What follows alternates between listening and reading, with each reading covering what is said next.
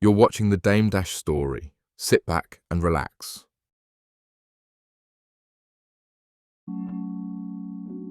Damon Dash is the entrepreneur and former record executive who helped change the hip-hop game in the late 90s. He co-founded Post-Roc-A-Fella Records and is partially responsible for the label's success. Not only did he help launch rap star Jay-Z's career, but his eye for talent also helped discover one of the top Grammy-winning artists in history, Kanye West, and he's also one of the reasons we all got to witness the Dipset movement. Known for being a fearless businessman who fought hard for his artists, in only 10 years, Damon Dash accomplished great success in his career, such as helping Roc-A-Fella sell over 30 million records, co-founded a multi-million-dollar clothing line, produced and directed classic films, and acquired brands such as Armadale Vodka and Pro-Keds. In this documentary, we dive deep into the life of a man who once had it all, but lost it fast due to cockiness and greed. You've heard the rumors, but you haven't heard the story. Here's the story.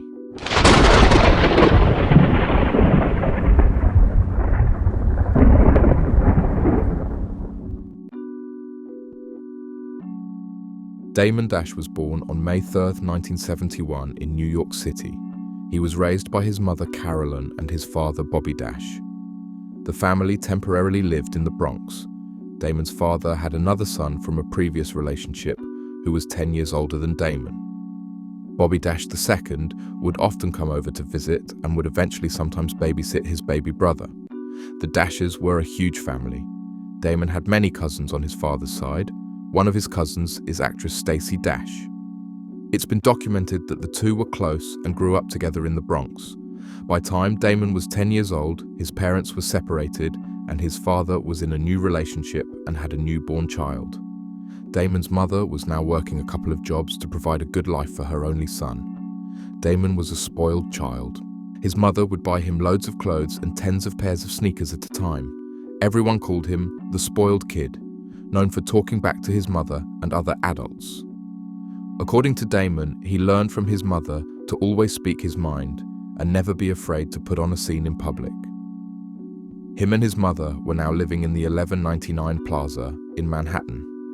He attended Dwight, a prestigious prep school located in Manhattan. According to Damon, he was one of the only black students at the school. Many people don't know that Damon was very smart in school. He made good grades and was friends with many other highly intelligent students. Unfortunately, Damon's bad behavior got him kicked out of Dwight in '86. He then attended Manhattan Center for Science and Mathematics.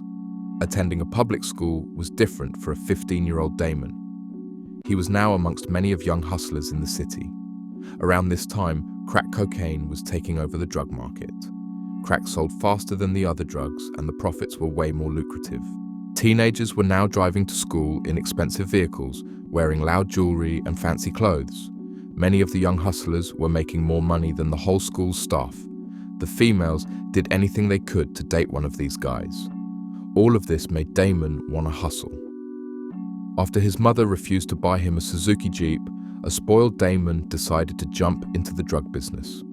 While attending Manhattan Center for Science and Mathematics, Damon began hanging out uptown on 142nd and Lenox with his friend Terrell. In 1988, future crime boss Lou Sims was released from prison after serving 6 years. Him and his older brothers had taken over several blocks in Harlem.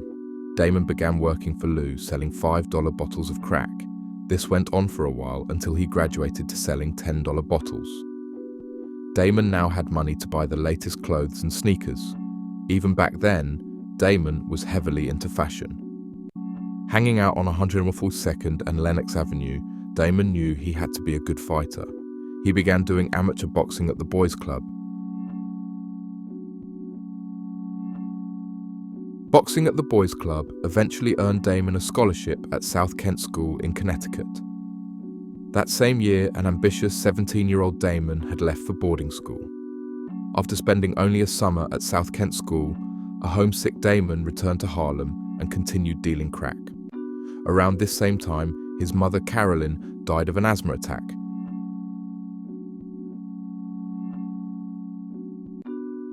1988 was a deadly year in New York City. Robbery and murder were now part of the game. Many of Damon's older friends were now known killers who were feared in the streets. All of this made Damon return to South Kent, but by 1990, a 19-year-old Damon was back hustling in the uptown streets. Around this time, Damon meets other Harlem hustlers such as Rich Porter and Alpo Martinez. Rich was allegedly supplying Damon and his crew with crack cocaine. But anyway, Dame came and met with him, and they called Rich on that payphone. And that Black was breaking down to him, his man want to get some money, this, and he put Dame on the phone, and Dame actually talked to Rich Porter on the phone, and they set up a time to meet up and all of the above. And that's how it happened for Dame Dash to start getting money with Rich Porter. The crack epidemic was at an all-time high. A whole lot of violence was taking place in the city. Back then, being a drug dealer was very dangerous. You had to be a part of a respected crew to make money in the streets. According to inside sources, Damon received a lump sum of money from his mother's insurance after her death, and even took over her apartment at the 1199 Plaza when he turned 18 years old. From the late 80s to the early 90s, Lou Sims and his crew were allegedly terrorizing the streets. By this time, he was known as Homicide Lou. In 1990, there were 2,262 homicides in New York City. To this day, 1990 remains the deadliest year in New York City's history. Two people who were murdered that year was 24-year-old Richard Porter and little brother Donald. Weeks before Rich was killed, his 12-year-old brother Donald was kidnapped and held for ransom. His fingers were cut off and sent to the family. This scared a lot of people. Damon and many others watched a stressed-out Rich Porter struggle to come up with the ransom money for nearly a whole month, but unfortunately, Rich was found dead on January 3rd, 1990, and Donnell was found dead weeks later. On November 7th, 1991, NBA star Magic Johnson announced that he was HIV positive. Around this same time, Damon began feeling unwell. Weight loss and frequently using the bathroom made Dame think he had attracted the HIV virus. For months, the 20-year-old avoided the hospital, fearing getting bad news for doctors. According to Damon, he was having a lot of unprotected fun. But one day, after getting the courage to get checked, Damon was diagnosed with type 1 diabetes. This was good news for a young Damon. He could now focus on making more money.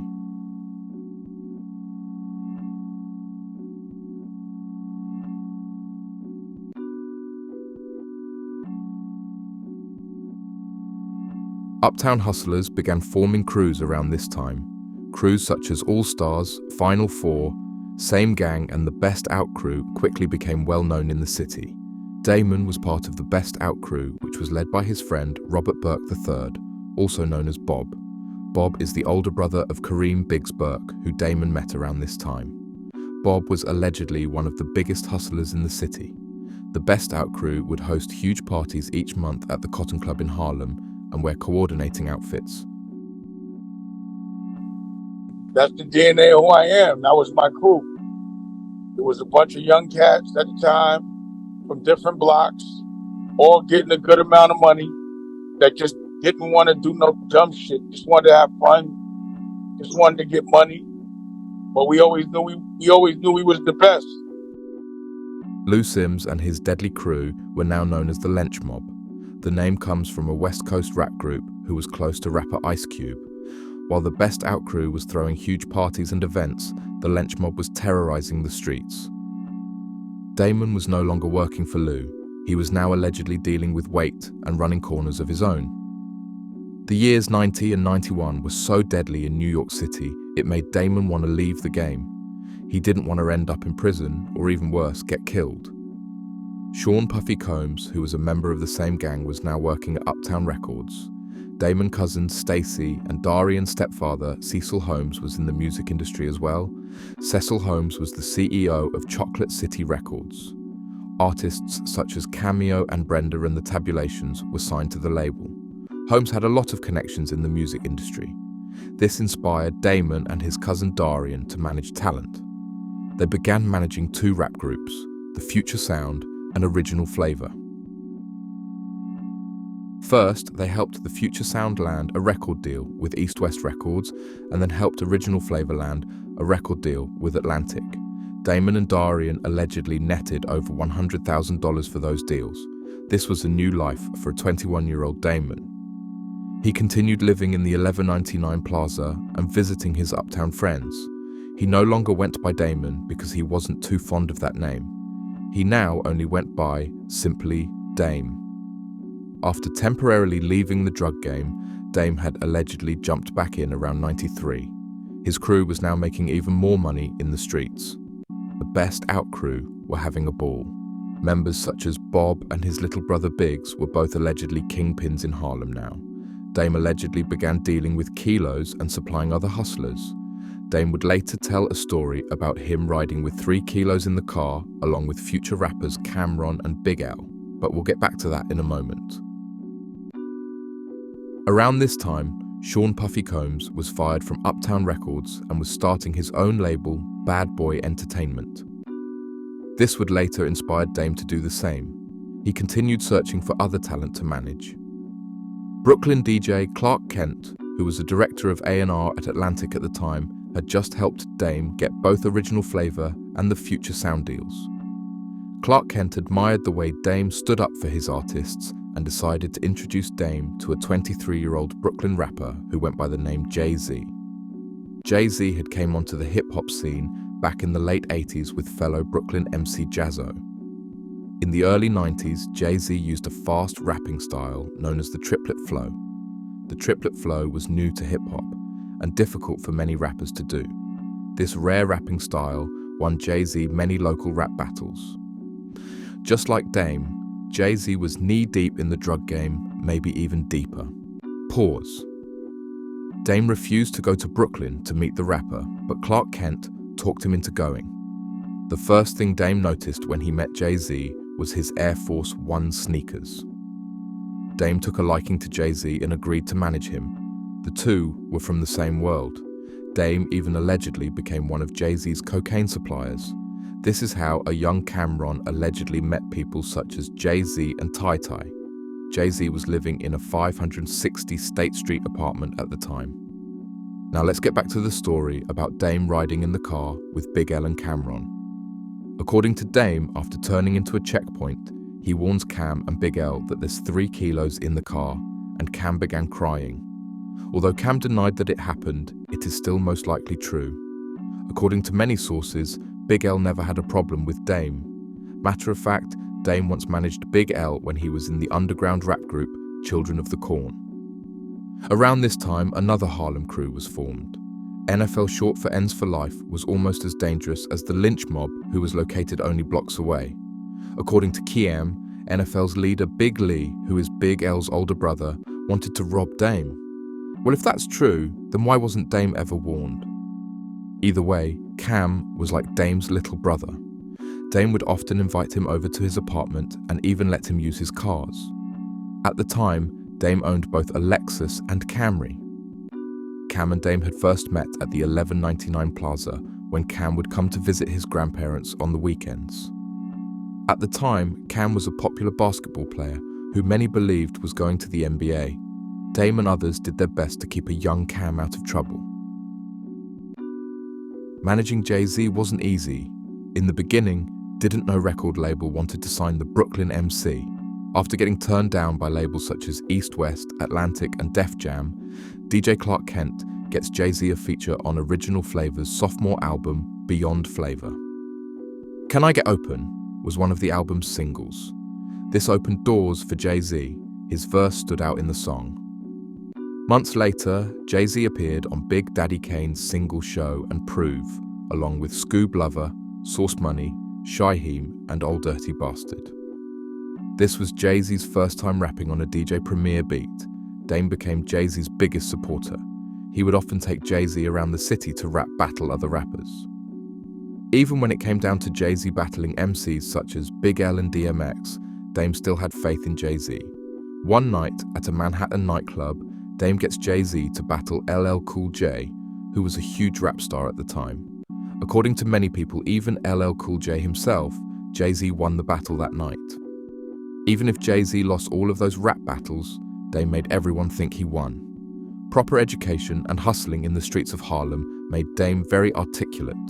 He had a way of making people see things the way he saw them. 1994 turned out to be a decent year for both Jay-Z and Dame. They started Roc-A-Fella Records and Rock-A-Block Productions. Around this same time, Dame gets Jay-Z a record deal with New York-based hip-hop label Payday Records, and they immediately released the single, I Can't Get With That. To shoot the video, Dame went to his friend Biggs to get an $8,000 loan. Jay-Z's second video was In My Lifetime. Once again, Roc-A-Fella paid for the video. Now we about to put your coat to some real that only the mixed niggas know. Only niggas that was living it with us know about. The cats that used to ball out with us in the clubs. They used to help us by the bar, you know. This is the shit when we just having a ball. We took all our homeboys and shit. Nigga, we just went to St. Thomas and shot a video and wowed out. We had the speedboat, the mansions, the Cristal, and the shit is none of that shit was rented. None of it. This is our home. This is owned by people in our crew. We just balled out. A lot of cats wasn't really living like this. Is the real picture here. This ain't even acting. According to Dame, after paying for the third music video, In My Lifetime remix, they left Payday Records. But some say that Jay-Z was dropped from the label. This is when Biggs became a partner. The three then decided to record an independent album. While recording the album, both Dame and Jay went around selling the underground single In My Lifetime from out of the trunk of their cars. They both drove a new Lexus. Dame's was black and Jay's was white. This made Roc-A-Fella look good. It's no secret that the label was funded with drug money, allegedly. Around this time, Jay-Z's close friend Emery Jones was knee-deep in the drug game. Just like Biggs, Emery allegedly had a lot of dirty money to throw around. Now think about this. Dame, Biggs, Jay-Z and Emery were all deep in the drug game. So what do you think happened once they all came together to launch Roc-A-Fella? Members of the Roc-A-Fella crew were Dame, Jay-Z, Biggs, Bob, Ty, Emery, Ski from Original Flavor, Jazzo, Source Money, and a few others. Roc-A-Fella quickly became popular on the underground scene. They were making more money than most of the rappers who were signed, and they made sure to remind everyone. The crew would do things such as pull up to nightclubs in new vehicles, buy out bars to get the whole nightclub's attention and to make guys mad. While many signed rappers were drinking Moët champagne, the Roc-A-Fella crew was buying bottles of Cristal. And while most people was buying $50 bottles of Hennessy cognac, the Roc-A-Fella crew spent tens of thousands on bottles of Louis XIII. They rented out an office on 17 John Street in Manhattan's district. Dame, Jay-Z and Biggs all spent a lot of time at the office. This only made the crew look more legit.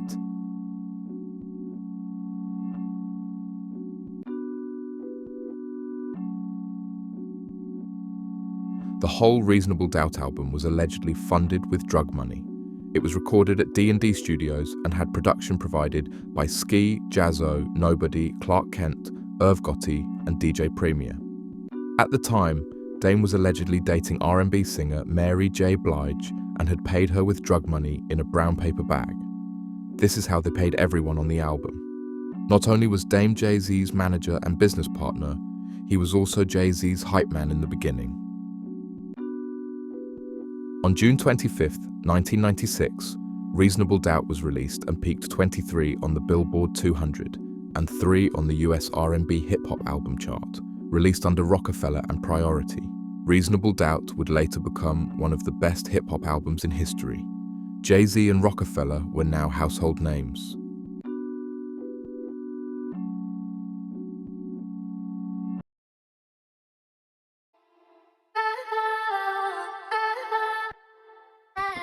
Yes, sir. Big Daddy getting laid tonight. Shit, you a fool. Yeah, right. Shit.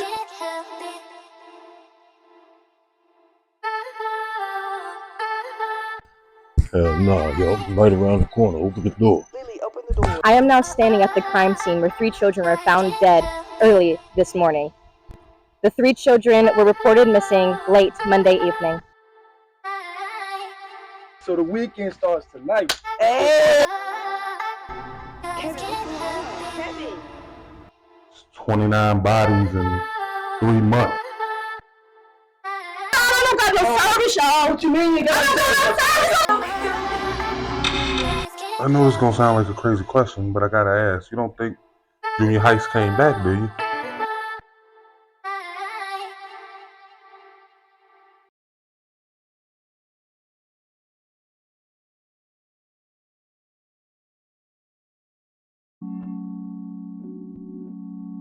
Dame ends up working out a 50-50 deal with Def Jam. The following year, both Jay-Z in My Lifetime Volume 1 and R&B duo Christian Ghetto Cyrano were released under Roc-A-Fella and Def Jam.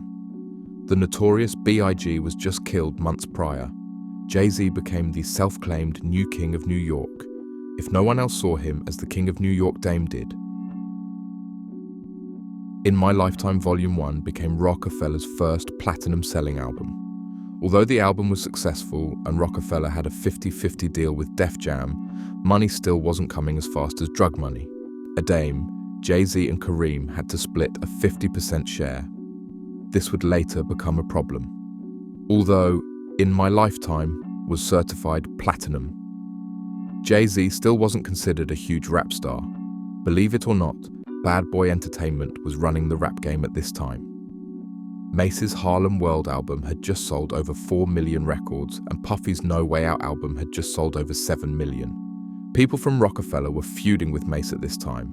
This led to Dame almost getting jumped by Mace and Cameron when he tried to fight Mace over a female. Cam knew that Dame was a good boxer and didn't want his best friend Mace to get beaten up.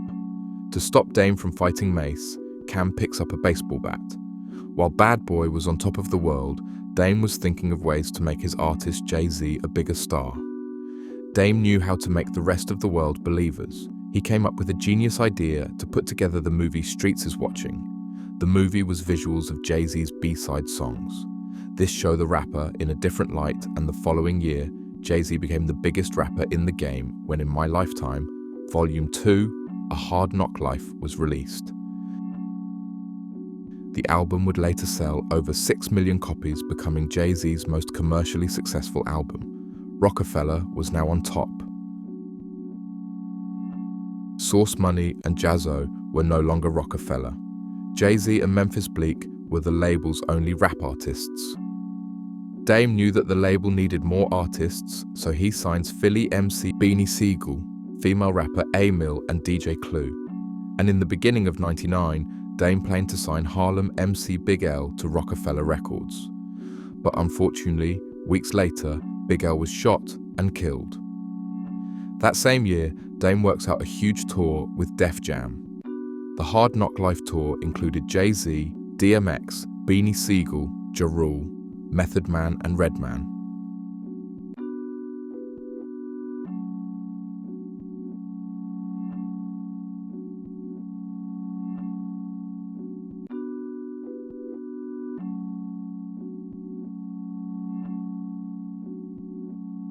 So don't sit there and play dumb. Now, wait. If everybody on this tour has a Def Jam jacket on, what would be the general perception of this when people just walking around and don't know nothing? What would it look like? So then, knowing this, why wouldn't you be extra sensitive about giving everybody Def Jam jackets on this tour? Why? You're president, now you know. So either you're real smart or you're real dumb. It's one or the other. It became one of the biggest hip-hop tours in history. Roc-A-Fella continued putting out platinum and gold albums. By the year 2000, they had already sold close to 20 million records worldwide. Dame continued to wheel and deal. Jay-Z, who called himself Iceberg Slim, a name the notorious B.I.G. had given him, was a huge fan of the clothing line. Dame went to the owners about a potential partnership, but was turned down. This is when he decided to start Roc-A-Wear.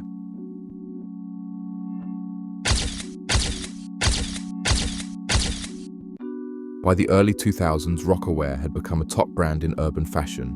Around this time, Dame had a net worth around $50 million. He was dating R&B singer Aaliyah at this time. The two had began dating in the summer of 2000. According to Dame, Jay-Z dated Aaliyah first. If that is true, then Dame clearly won her over.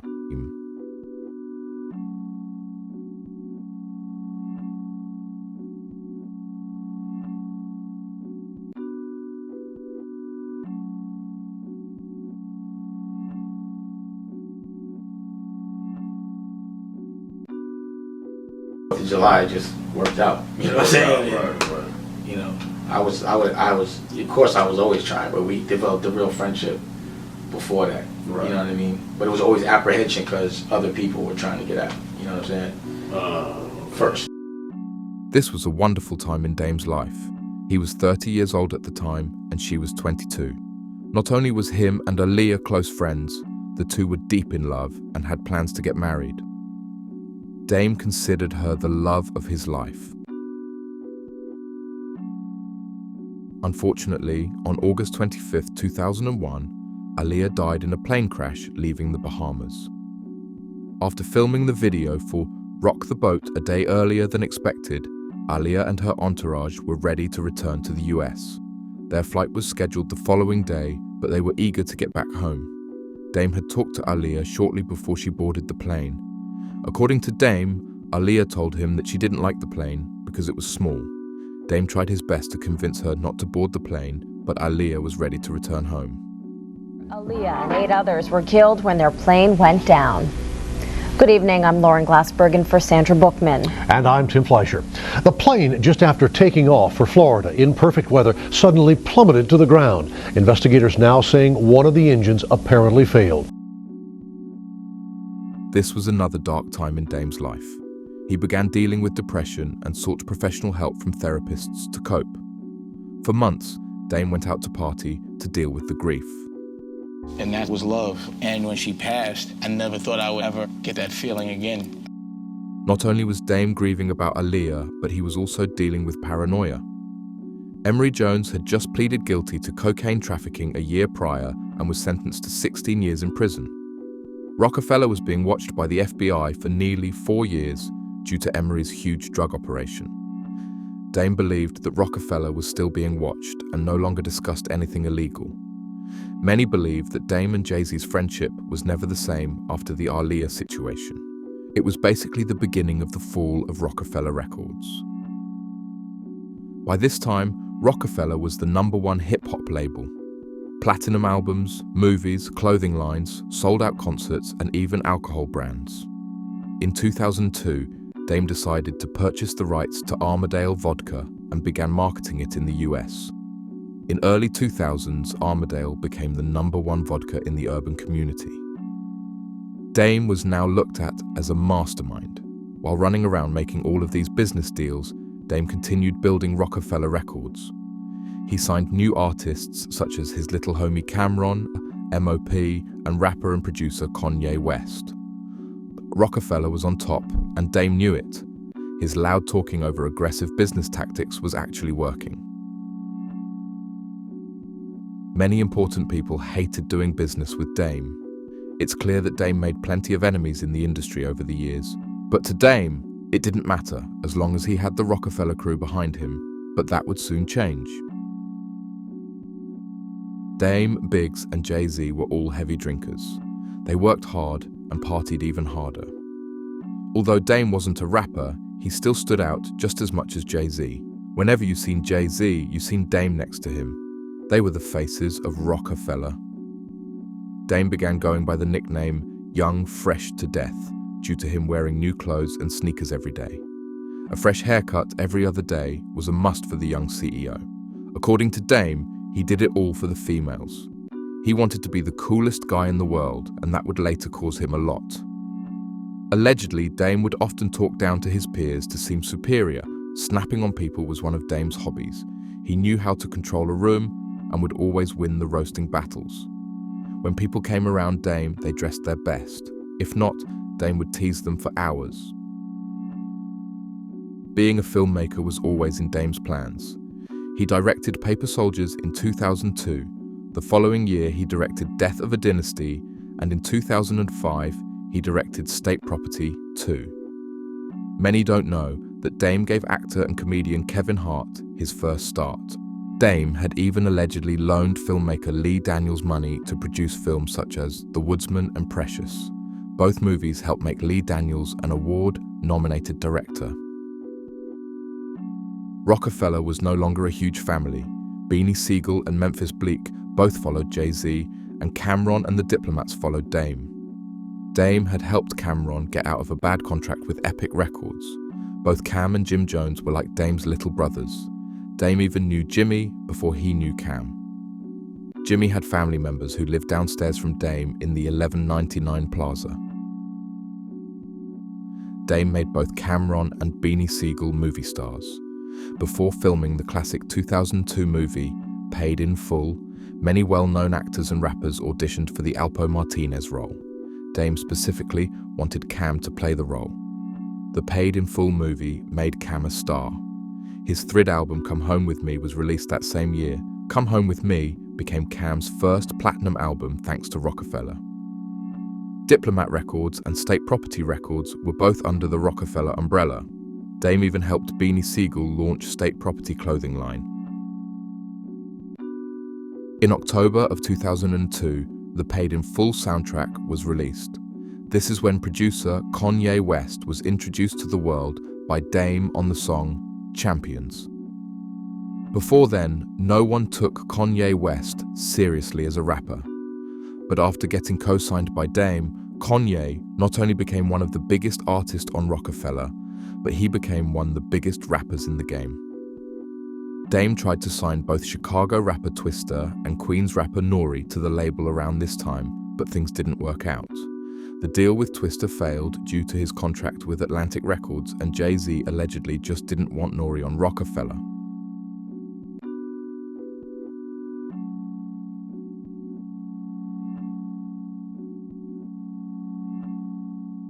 With Dame being from Harlem and had history with both Cam and Jimmy Jones, the Diplomats had special privileges at Roc-A-Fella.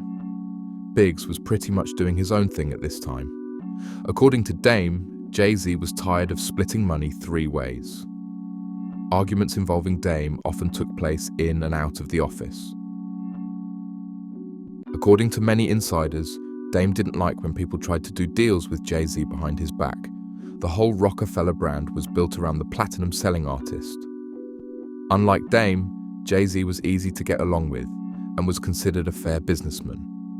Many of Dame's business confrontations was due to people trying to do side deals with Jay-Z. Many powerful people in the industry allegedly wanted Dame out the way. One day, Dame attacks former president of urban music at Sony, Steve Stoute, at his office. According to Dame, Stoute owed him $18,000 for some deal that took place. But according to many insiders, Dame smacked Stoute because he had helped Jay-Z land a shoe deal with Reebok. It's clear that Dame didn't like Steve Stoute and Lee or Cohen because he knew that they both had their eyes on the prize. Jay-Z was not only the face of Roc-A-Fella, he was now the face of hip-hop as well. He had bigger plans and no longer wanted to split money three ways with Dame and Biggs. A cocky Dame even directs the movie Death of a Dynasty. The Dynasty was another name Roc-A-Fella used back then. The comedy film was about Jay-Z and Dame staging a feud between each other. Around this same time, Dame plans to make Cameron vice president of Roc-A-Fella while Jay-Z was on vacation. Cameron quickly makes an announcement that he's the president of Roc-A-Fella. This caused even more tension. It's clear that Dame did whatever he wanted back then. Him and Jay-Z were no longer hanging out like they did in the beginning. Even a young Memphis Bleek began butting heads with Dame. Memphis Bleek was the only artist on Roc-A-Fella who would often argue with Dame. According to Memphis Bleek, Dame began abusing his power. The final straw was at the Change Clothes video, man. Change Clothes? Yeah, me and Dame had a major argument because he was telling something to... Me and Dame always argue. Okay. Because it was just like, he used to be living on cloud nine and his... By 2004, even Dame's own crew was fed up with his behavior. Dame was on top of the world at this time. He now had net worth of over $200 million. He owned several lavish mansions, private jets, and huge yachts.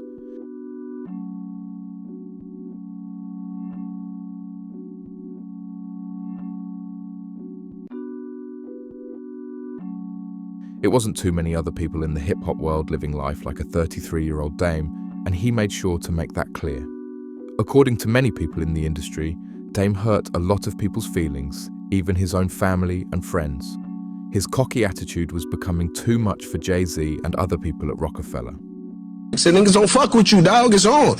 Well, you gotta do something else. And it was that, like, he was basically telling niggas, yeah, we gonna fix this, we gonna do it. And I'm looking at him like, bro, this shit over. And he looked at me and said, yo, you always going against everything I say, like you got a problem here. If you don't want to be with Rockefeller, nigga, I give you your walking papers. In January of 2004, Jay-Z had a conversation with Def Jam about starting his own label outside of Roc-A-Fella brand, and by December of that year, Roc-A-Fella sold its remaining shares to Island Def Jam Music Group for $10 million. And this was basically the end of Roc-A-Fella Records.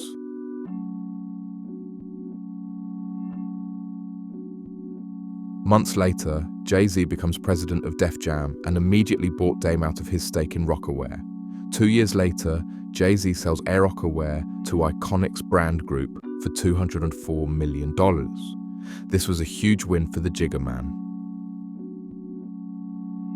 After the breakup of Roc-A-Fella, Dame and Biggs started Dame Dash Music Group, but didn't have any success after releasing only 3 albums.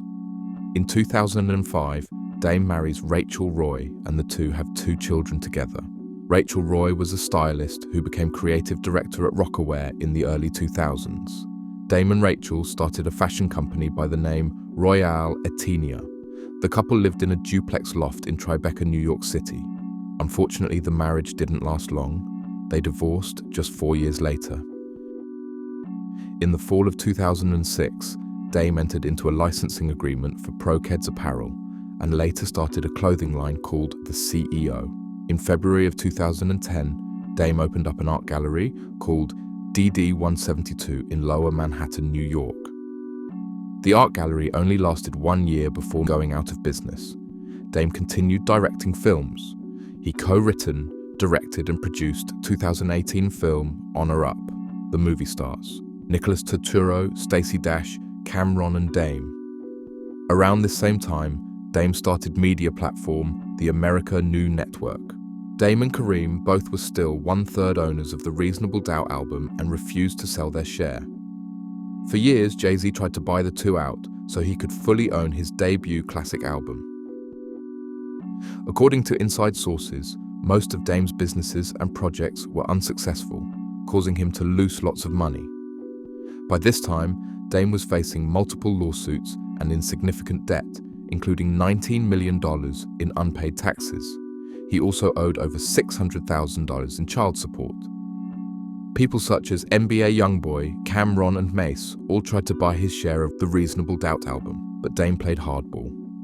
In the winter of 2024, Dame's 33% share of the Reasonable Doubt album was put up for public auction, and the state of New York ended up winning the bid.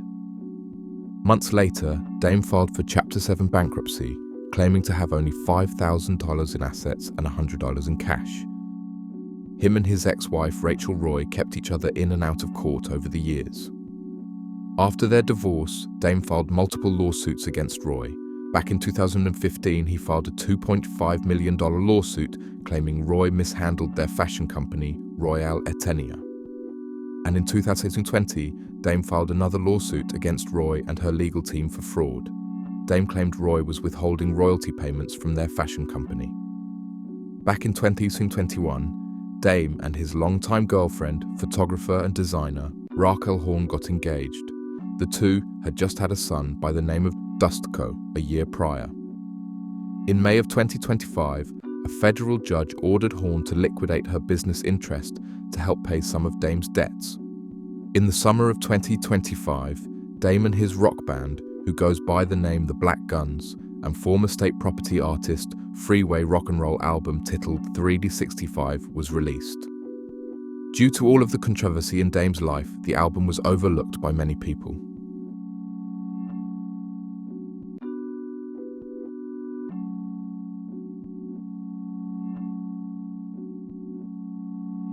While dealing with financial issues, Dame began feuding with many of his old friends in the industry, including his little homies, Cameron and Jim Jones.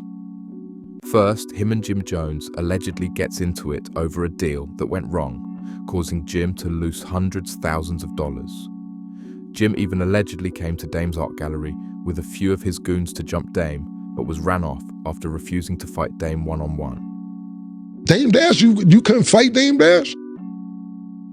But Dame ain't no sucker. Dame was ready to fight all three of y'all. And then when Dame realized the other two niggas wasn't doing it, he said, I want to fight you. You said, I don't fight. Dame said, why you got muscles? You said, I got muscles to look good. Years later, Dame gets into it with Cameron for unknown reasons. According to Dame, Cam stopped answering his calls and didn't help promote the film Honor Up. The two began going back and forth on the internet. Things really began getting personal when Cam invited Dame's oldest son Boogie to his Talk with Flea podcast. This led to Damon filing a $300 million defamation lawsuit against Cam. I've never dissed Dame. I always praise Dame. I always say thank you. I always tell people how much he helped me get out of a bad situation into a great situation, able to feed myself.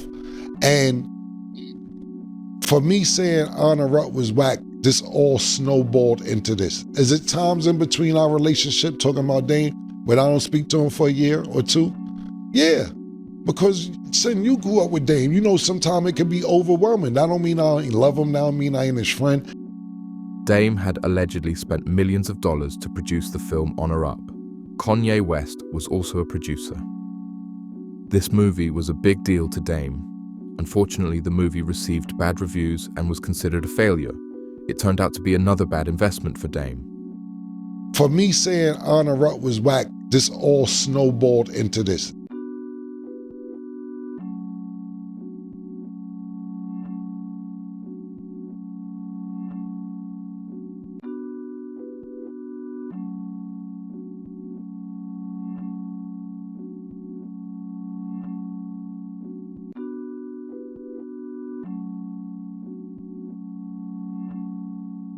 Just let me live, bro. Like, just leave me alone. You know, and it'd be like, you know, y'all ain't doing nothing in front of cameras. Behind the scene, people conspire and they do shit. And, you know, like a Steve Stout, a Lyor Cohen, a Jay-Z, all of that shit. You know, they all seem like they be working together to fuck me over. Pause. It's like, it's been 20 fucking years.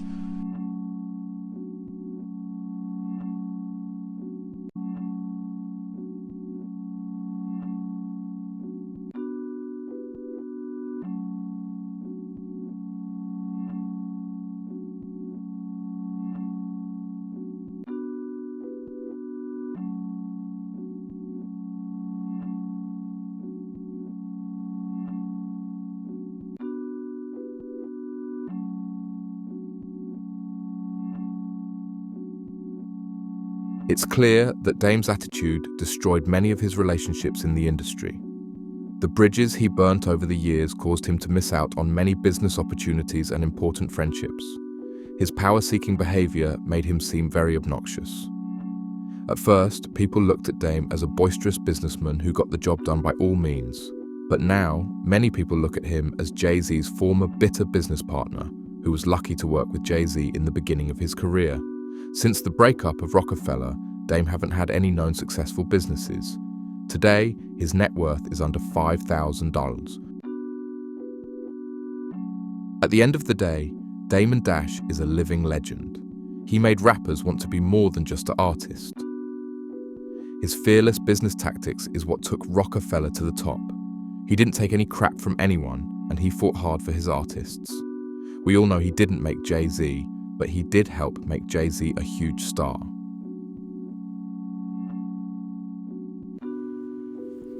Y'all have to put yourselves in Dame's shoes. This man was on top of the world, had it all. Like, people was hating on him from the jump. You know, a lot of people in the industry, they ain't like saying that man get money, turn up, act up, and he knew it. A lot of jealousy was taking place. So now they looking at him, you know, I hate to say it, but they enjoying this.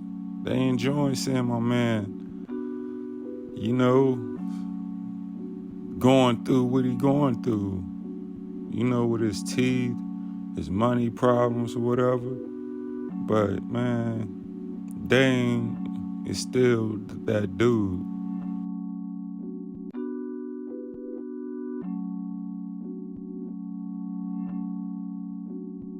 I run my family office. I signed a non-disclosure. I'm not allowed to talk about their business. But I could tell you this, when we do pay, because we just paid, and I hope I don't get in trouble, but we just paid like $600,000 in taxes, but they don't write about that.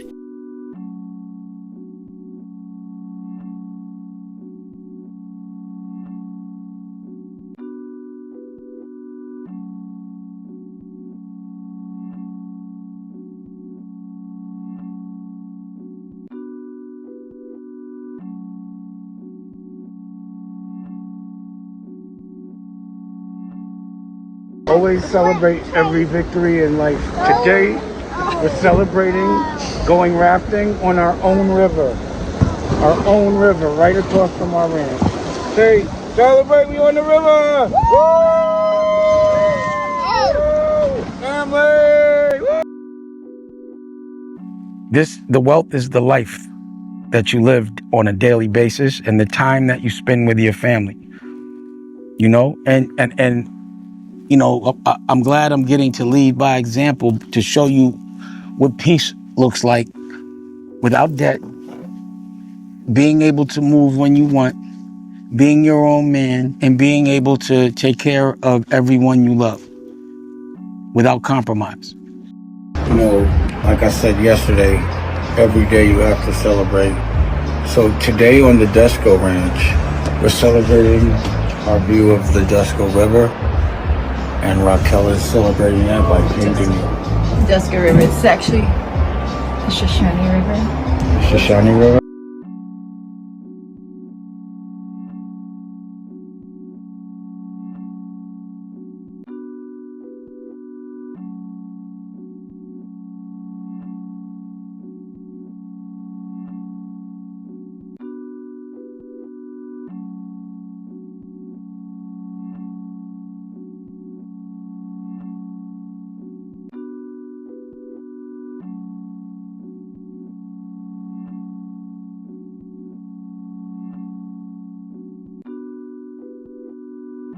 Well, this was the Damon Dash story.